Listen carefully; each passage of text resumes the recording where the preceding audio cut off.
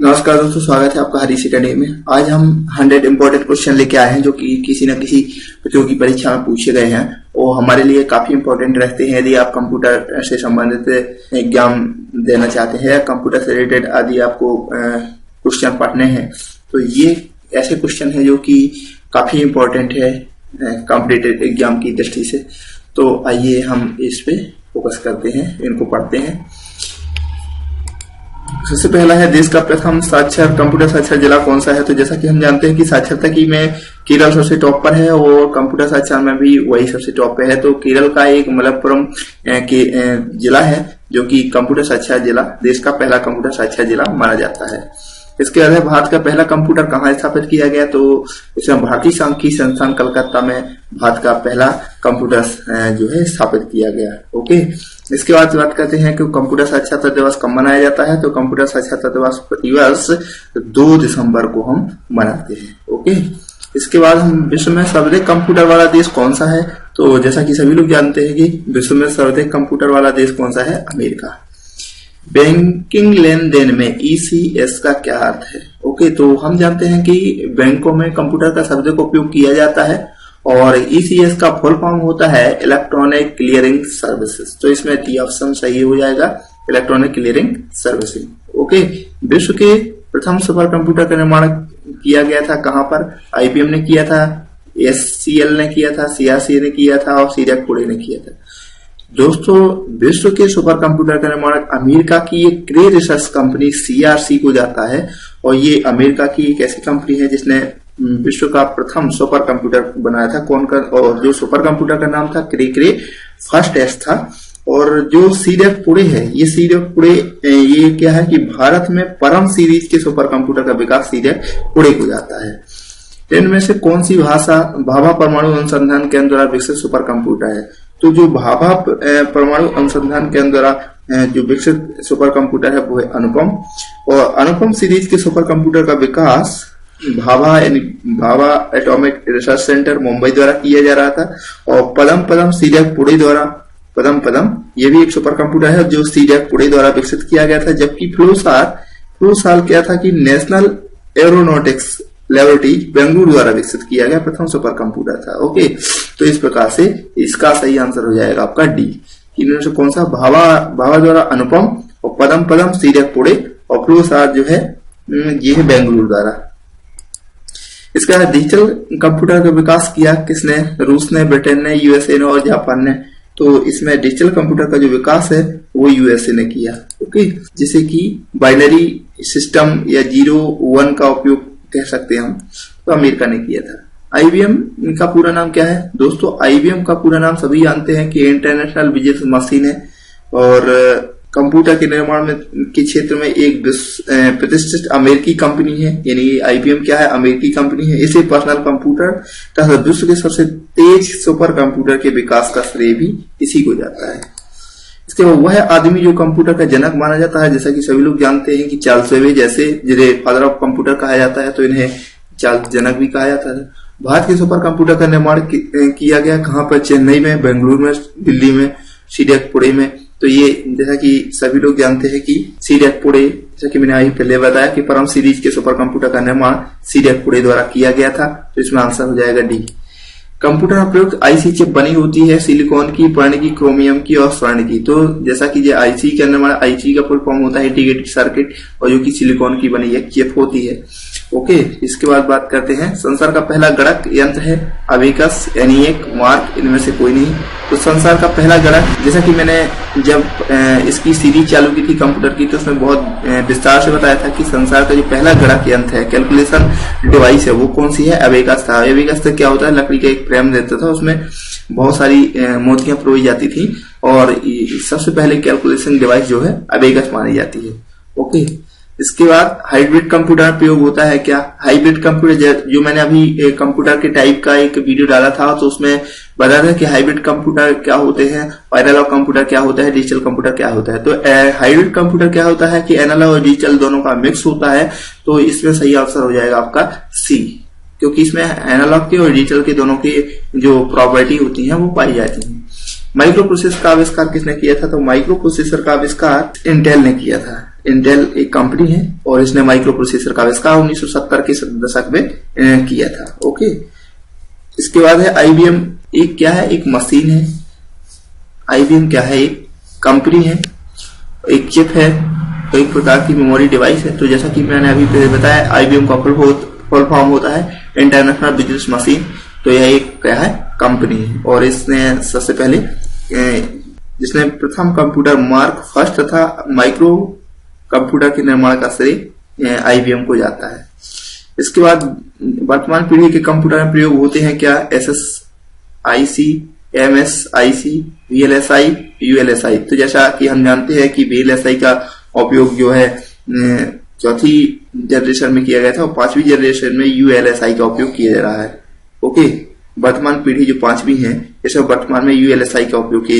ULSI का full form होता है ultra large scale integration circuit और VLSI का फुल फॉर्म होता है very large scale integration circuit. तो वर्तमान में ULSI का उपयोग किया जा रहा है और अब AI के बारे में भी सोचा जा रहा है। AI का फुल फॉर्म होता है आर्टिफिशियल इंटेलिजेंस। जैसा कि अभी कुछ पेपर में चल रहा था कि अमेरिका ने एक ऐसा कंप्यूटर विकसित किया है जो कि मनुष्य की तरह भाषण दे सकता है, तो वो AI का एग्जाम्पल है, आर्टिफिशियल इंटेलिजेंस का एग्जाम्पल है।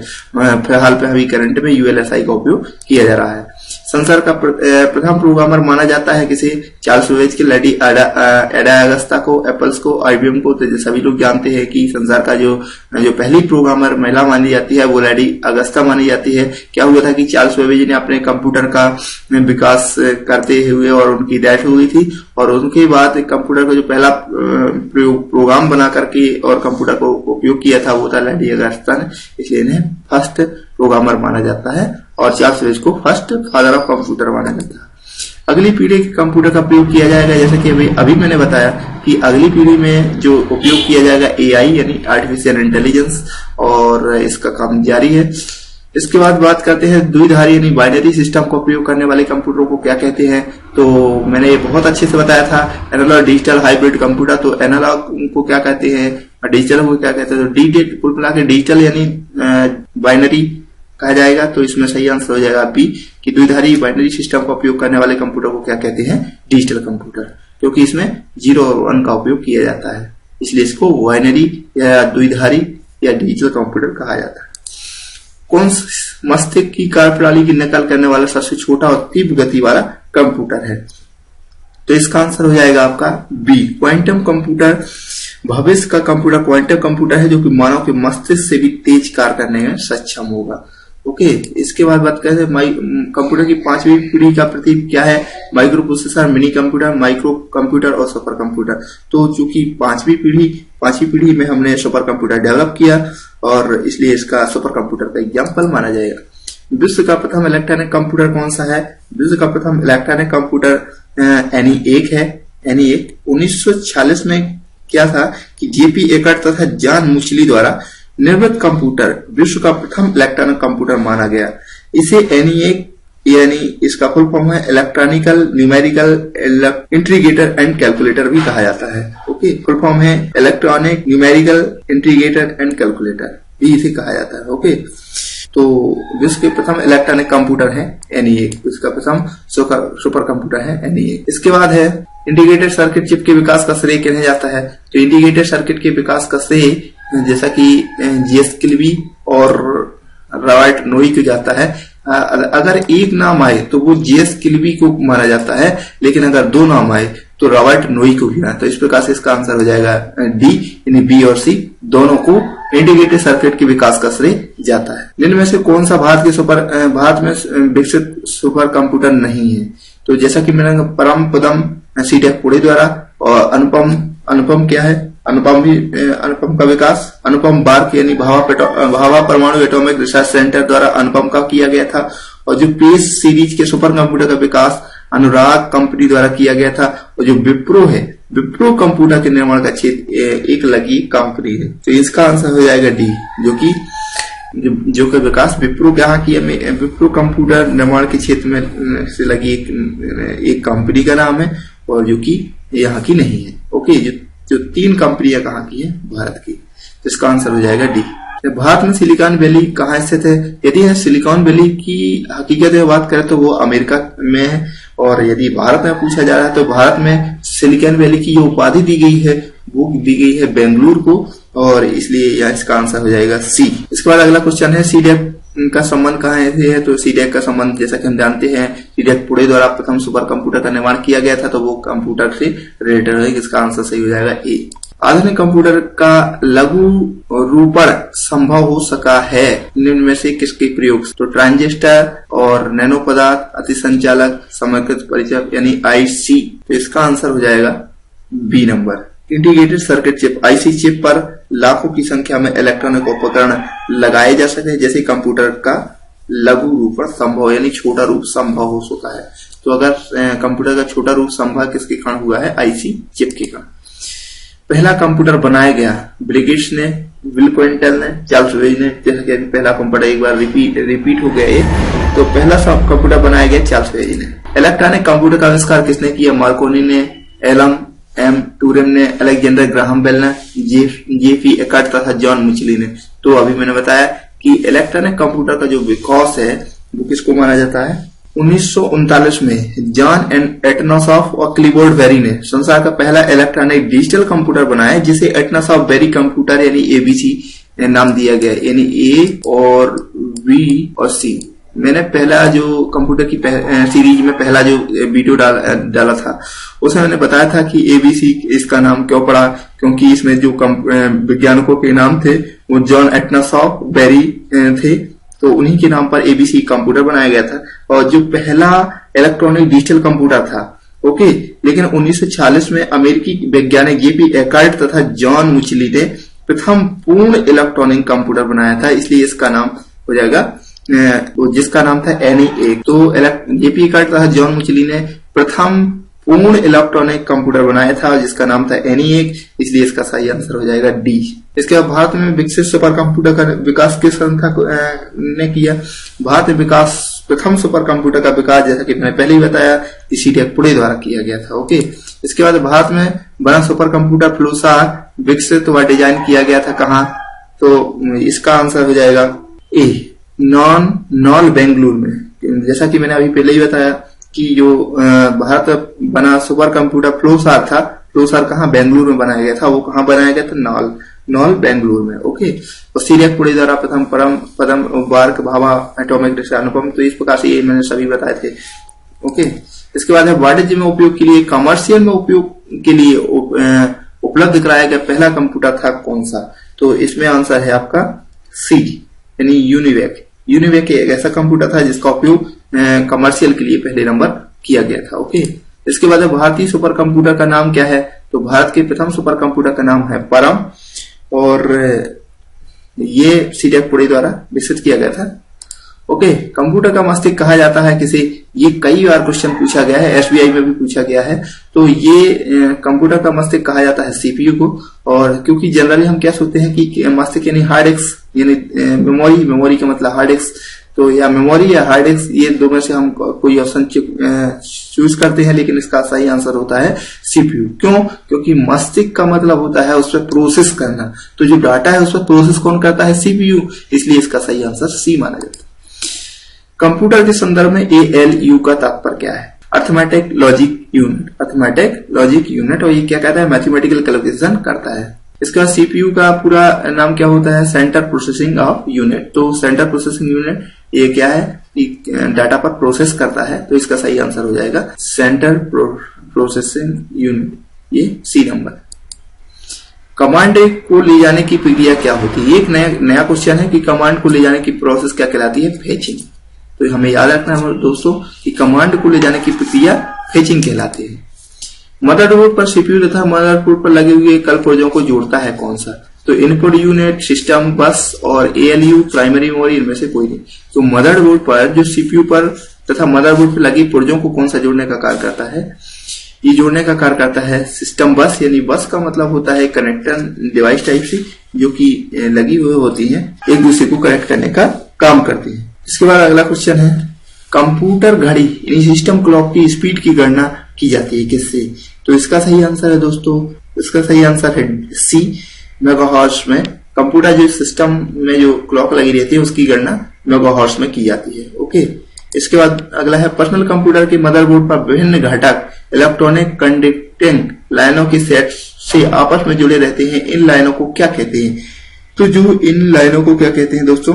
कनेक्टर्स। कनेक्टर क्या होते हैं कि पर्सनल कंप्यूटर के मदरबोर्ड पर विभिन्न घटक इलेक्ट्रॉनिक कंडक्टिंग लाइनों के सेट से आपस में जुड़े रहते हैं और इन लाइनों को कनेक्टर, जैसे कि यूएसबी कनेक्टर है, ऐसे बहुत सारे कनेक्टर लगे थे जिससे हम कोई और अपनी इनपुट या आउटपुट डिवाइस कनेक्ट कर सकते हैं, इसलिए उनको क्या बोलते जाते हैं? कनेक्टर। इसके बाद है बायोस का पूरा नाम का है basic input output system. BIOS का फुल फॉर्म होता है बेसिक इनपुट आउटपुट सिस्टम, इसलिए इसका आंसर है सी।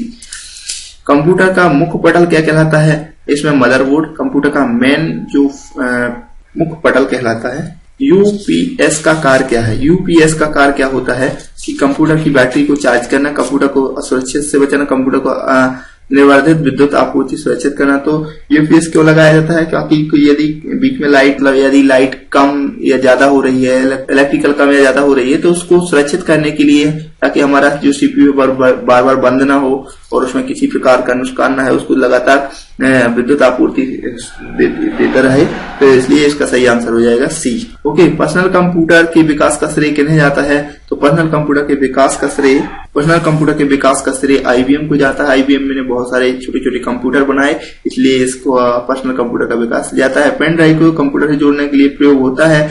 यूएसबी पोर्ट, पैरेलल पोर्ट, ये सभी को पता होता है कि USB pen drive USB port में लगाई जाती है। ओके, सिस्टम प्रिंटर को सिस्टम यूनिट के साथ जोड़ने का प्रयोग किया जाता है। तो ये इंपॉर्टेंट क्वेश्चन है कि जो प्रिंटर में हम क्या लगाएंगे? यूएसबी पोर्ट लगाएंगे, क्योंकि हम जनरली देखते हैं कि जो प्रिंटर क्या है यूएसबी पोर्ट में लगाया था। लेकिन यदि हम पुराने प्रिंटरों की बात करें तो प्रिंटर जनरली किस पोर्ट में लगाए जाते थे? तो प्रिंटर जनरली क्या थे? पहले पैरेलल पोर्ट में लगाए जाते थे। आज भी जो पुराने प्रिंटर होते हैं वो पैरेलल पोर्ट में लगाए जाते हैं। कंप्यूटर में पावर सप्लाई सिस्टम में प्रयुक्त एसएमपीएस का फुल फॉर्म क्या होता है? Switch mode power supply. Computer में पावर सप्लाई सिस्टम में प्रयुक्त एसएमपीएस का फुल फॉर्म होता है स्विच मोड पावर सप्लाई। तो इसका आंसर हो जाएगा ए। कंप्यूटर के प्रोसेसर की गति को निम्न में से किस में मापा जाता है? तो कंप्यूटर के प्रोसेसर की गति को बीपीएस, एमआईपीएस और बॉड और हर्ट्ज। तो इसका सही आंसर है दोस्तों, इसका आंसर है एमआईपीएस। इसका फुल फॉर्म होता है मिलियन इंस्ट्रक्शन पर सेकेंड। तो इसमें कंप्यूटर की गति को मापा जाता है। इसका किसी विशेष प्रकार के संगीत उपकरणों को साउंड कार्ड से कौन सा पोर्ट जोड़ता है? तो किसी विशेष प्रकार के संगीत उपकरणों को साउंड कार्ड से कौन सा पार्ट जोड़ता है? मिडी, MIDI। कंप्यूटर प्रणाली के लिए विस्तार क्षमता प्रदान करते हैं। कंप्यूटर प्रणाली के लिए विस्तार क्षमता प्रदान करते हैं। यानी कंप्यूटर में हम और कैसे कई डिवाइसों को जोड़ सकते हैं। तो या कई, जैसे मान लीजिए हमारे में 4 GB रैम है, हमें 8 GB रैम बनाना है, उसका एक्सटेंड करना है, तो क्या करेंगे? हमें स्लॉट नहीं होंगे तो हम कैसे उसमें लगा पाएंगे? तो ये क्या है? स्लॉट ऐसे होते हैं जिसमें हम अपने कंप्यूटर को एक्सटेंड कर सकते हैं। तो इसका सही आंसर हो जाएगा बी।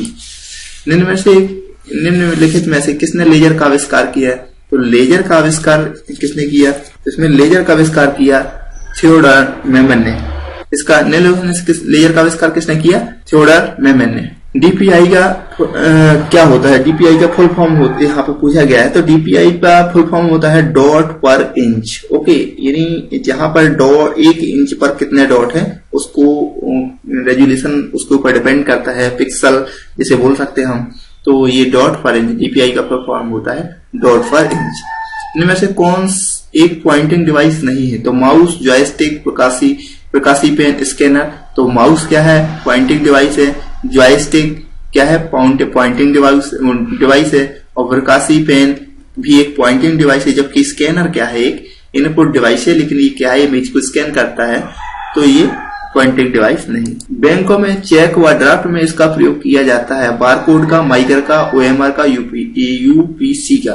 तो इसका सही आंसर है दोस्तों, इसका सही आंसर है MICR, magnetic ink character reader. बैंकों में, चेकों में, ड्राफ्टों में इसका उपयोग किया। इसका आंसर सही हो जाएगा बी। वस्तुनिष्ठ उत्तर पुस्तिकाओं को जांचने के लिए किसका उपयोग किया जाता है? तो OMR सीट। OMR सीट को जांचने का उपयोग OMR ऑप्टिकल मार्क रीडर किया जाता है। ओके, इसके बाद है इंकजेट प्रिंटर के रंगीन स्याही के वाल्व में मूल रंगों की संख्या कितनी होती है? तो इंकजेट प्रिंटर के रंगीन स्याही के मुख्य रूप से जो प्राथमिक कलर होते हैं वो 3 ही होते हैं। ये पहले से हम पढ़ते आ रहे हैं कि जो मुख्य कलर होते हैं वो 3 ही होते हैं। तो यहाँ भी जो प्रिंटर है वो मुख्य कलर वो 3 ही है। ओके, और वो 3 कलर कौन कौन से है? लाल, नीला और पीला। लाल, नीला और वो 3 कलर कौन कौन से? लाल, नीला और पीला। ये 3 कलर ऐसे हैं जो प्राथमिक कलर भी बोले जाते हैं। और जो इंकजेट प्रिंटर होता है स्याही में, इन 3 कलरों का उपयोग किया जाता है। लेजर प्रिंटर में प्रयोग होता है क्या? लेजर बीम, प्रकाशी रिम, अवशोषित स्याही, टोनर, उपयुक्त सभी। तो इसमें तीनों चीजों का उपयोग किया जाता है। लेजर बीम की सहायता है लेजर किरणें की बौछार कराई जाती है। प्रकाशी ड्रम में क्या है? एक ड्रम होता है जिसकी माध्यम से स्याही जिसके माध्यम से प्रिंट किया जाता है। और ये टोनर भी होता है जिसकी सहायता से प्रिंटर में प्रिंटिंग का कार्य किया जाता है। तो ये तीनों चीज लेजर प्रिंटर में उपयोग की जाती है। इसके बाद है OCR का पूरा नाम क्या है? तो OCR का ऑप्टिकल कैरेक्टर रिकॉग्निशन, यानी ये क्या करता है कि कुछ ऑप्टिकल कैरेक्टर बने होते हैं जो कुछ कैरेक्टर को पहचानने का कार्य करता है, इसलिए इसको बोलते हैं optical character recognition. Okay, computer monitor की डिस्प्ले का आकार मापा जाता है किसमें? कंप्यूटर स्क्रीन के डिस्प्ले का आकार मापा जाता है डी में, डायगोनली में। ओके, तो इसका आकार डायगोनली में मापा जाता है। इनमें से कौन सा आउटपुट और इनपुट डिवाइस दोनों ही है? तो इसमें प्रिंटर आउटपुट डिवाइस है, स्पीकर आउटपुट डिवाइस है, मॉडम क्या है? इनपुट और आउटपुट दोनों ही है। क्योंकि इसमें जो एनालॉग का डिजिटल और डिजिटल का एनालॉग में मॉडम मॉड्यूलेशन और डीमॉड्यूलेशन की प्रोसेस होती है, इसलिए इसको इनपुट और आउटपुट डिवाइस माना जाता है। इसके बाद है पहला कंप्यूटर माउस किसने बनाया था? तो डगलस एंजलबर्ट ने पहला माउस का आविष्कार किया था, इसलिए इसका सही आंसर है ए। इसका सही आंसर है ए। ओके, इसके बाद है किस समूह ने केवल आउटपुट डिवाइस है? तो इसमें से स्कैनर, प्रिंटर, मॉनिटर। स्कैनर यहाँ पे इनपुट है, प्रिंटर आउटपुट है, मॉनिटर आउटपुट है। कीबोर्ड इनपुट है, प्रिंटर आउटपुट है, मॉनिटर आउटपुट है। और माउस इनपुट है, प्रिंटर आउटपुट है, मॉनिटर आउटपुट है। और प्लॉटर, प्रिंटर और मॉनिटर, ये तीनों क्या है? प्लॉटर प्रिंटर का ही एक बड़ा रूप है। इसमें फ्लैक्स बैनर बड़े बड़े बनाए जाते हैं। तो प्लॉटर भी आउटपुट, प्रिंटर भी आउटपुट और मॉनिटर भी आउटपुट। तो इसका सही आंसर हो जाएगा डी। इसके बाद माउस के दाएं बटन पर क्लिक करने से क्या देगा? जैसे कि हम देखो ये माउस की राइट क्लिक करते हैं, राइट बटन करने पर एक जो ये बॉक्स आता है, इस बॉक्स को बोलते हैं पॉपअप मेनू। तो और इसको इसी प्रकार से इसका सही आंसर हो जाएगा बी, यानी विशेष प्रकार का मेनू उत्पन्न होता है राइट क्लिक करने पर। तो इसका आंसर है बी। इसके बाद CD रोम का पूरा रूप है compact disc read only memory. तो compact disc read only memory, B इसका आंसर सही है। ओके, ऐसे एप्लीकेशन के लिए मैग्नेटैप ऑप्टिकल नहीं है। ऐसे एप्लीकेशन के लिए मैग्नेटैप ऑप्टिकल नहीं है जिसमें डाटा शीघ्र रिकॉल किया जाना है, क्योंकि टैप इसका सही आंसर हो जाएगा बी। क्योंकि मैग्नेटिक टैप में क्या होता है? सिक्वेंशियल एक्सेस किया जाता है। मैग्नेटिक टैप के क्या है? सिक्वेंशियल, यानी एक एक करके एक्सेस किया जाता है, यानी क्रम से चला जाता है। तो ऐसे एप्लीकेशन के लिए मैग्नेटिक टैप प्रैक्टिकल नहीं है जिसमें डाटा शीघ्र रिकॉल किया जाता है, क्योंकि मैग्नेटिक टैप में क्या होता है? सिक्वेंशियल एक्सेस मीडियम है। इसमें क्या है? डाटा को एक क्रम से एक्सेस किया जाता है, डायरेक्ट एक्सेस नहीं किया सकता है। ये मैंने वीडियो में जो 10वां लेक्चर है, 9वां लेक्चर है शायद, तो उसमें मैंने इसमें बताया है sequential access method, direct access method और इंडेक्स सिक्वेंशियल एक्सेस मेथड क्या होती हैं, उनके बारे में डिटेल में मैंने डिस्कस किया है। तो इसमें random access method, sequential access method, तो इसमें क्या है? सिक्वेंशियल एक्सेस मेथड इसका हो जाएगा, क्योंकि ऑप्टिकल डिस्क में क्या होता है? डायरेक्ट एक्सेस किया जा सकता है, जबकि मैग्नेटिक टैप जैसे कि पुराने जमाने की जो वीडियो रिकॉर्ड की जाती थी, तो उसमें क्या है कि हम ये नहीं कि हम सीधे चौथे नंबर का साउंड सुन लें, हमें कौन सा पहले दूसरे तीसरे पर जाना पड़ेगा, उसके बाद हमें 5वें नंबर का साउंड मिलेगा। तो ये क्या है? सिक्वेंशियल एक्सेस मेथड का ही एक एग्जांपल है। तो इसका सही आंसर हो जाएगा बी। जब आप किसी पीसी पर किसी डॉक्यूमेंट पर कार्य करते हैं तो डॉक्यूमेंट अस्थायी रूप से कहाँ स्टोर किया जाता है? तो डॉक्यूमेंट को जब हम कंप्यूटर में कोई भी काम करते हैं तो वो हम कहाँ करते हैं? रैम में। और रैम में जैसे ही हम उसको सेव करते हैं तो वो कंप्यूटर की हमारी सेकेंडरी स्टोरेज डिवाइस में सेव हो जाता है। और जब तक क्योंकि अगर ये हम लाइट चली जाती है तो वो डाटा डिस्ट्रॉय हो जाता है, तो यहाँ पे अस्थायी रूप से काम किया जाता है। कंप्यूटर में रैम का तात्पर्य क्या है? तो रैम का फुल फॉर्म क्या होता है? Random access memory. तो यही इसमें पूछा गया कि कंप्यूटर का फुल फॉर्म क्या होता है? Random access memory. का सही आंसर हो जाएगा बी। निम्न में से कौन सी मेमोरी का सबसे कम एक्सेस टाइम है? तो एक्सेस टाइम सबसे कम किसका है? Cache memory. क्योंकि हम जानते हैं निम्नलिखित में से कौन सी मेमोरी का सबसे कम एक्सेस टाइम है? तो इसमें क्या है? आंसर हो जाएगा हमारा ए, कैश मेमोरी। कैश मेमोरी क्या होता है कि सीपीयू से और मेन मेमोरी के बीच लगी हुई एक ऐसी फास्ट मेमोरी है जो कि डाटा को बहुत फास्ट गति से प्रोसेसिंग करती है, तो इसलिए इसका एक्सेस टाइम बहुत कम होता है, इसलिए इसको कैश मेमोरी इसका सही आंसर हो जाएगा। वर्चुअल मेमोरी का आकार निर्भर करता है। वर्चुअल मेमोरी क्या आभासी मेमोरी होती है, यानी वर्चुअल ही होती है, जैसा कि उसके नाम से स्पष्ट हो जाता है। तो ये क्या है? इसका सही आंसर हो जाएगा सी, यानी डिस्क स्पेस जितना होगा उसके अकॉर्डिंग वर्चुअल मेमोरी का आकार डिपेंड करता है। एक डिवाइस को डाटा और इंस्ट्रक्शन लोकेट करने और उन्हें सीपीयू को उपलब्ध कराने में लगा समय क्या कहलाता है? तो इसका सही आंसर हो जाएगा डी, यानी एक्सेस टाइम। तो एक्सेस टाइम क्या होता है कि जो एक डिवाइस डाटा को एक्सेस टाइम, मैंने कि पिछले वीडियो में बताया है कि जब हम कंप्यूटर में कोई डाटा स्टोर करते हैं तो वो क्या है, ट्रैक है। हार्ड डिस्क में क्या है, बहुत सारी प्लेटें होती हैं और जिनमें डाटा स्टोर होता है और ट्रैक एंड सेक्टर में बटा होता है। तो उचित डिस्क पर पहुंचना डिस्क एक्सेस टाइम और उचित ट्रैक एंड सेक्टर में पहुंचना, तो एक कुल मिलाकर जो समय लगता है डाटा को एक्सेस में, उसे एक्सेस टाइम कहा जाता है। तो ये कहला जाएगा, इसका सही आंसर हो जाएगा डी। इसके बाद इनमें से सबसे तेज मेमोरी कौन सी है? सबसे तेज मेमोरी है वो है रजिस्टर और कैश।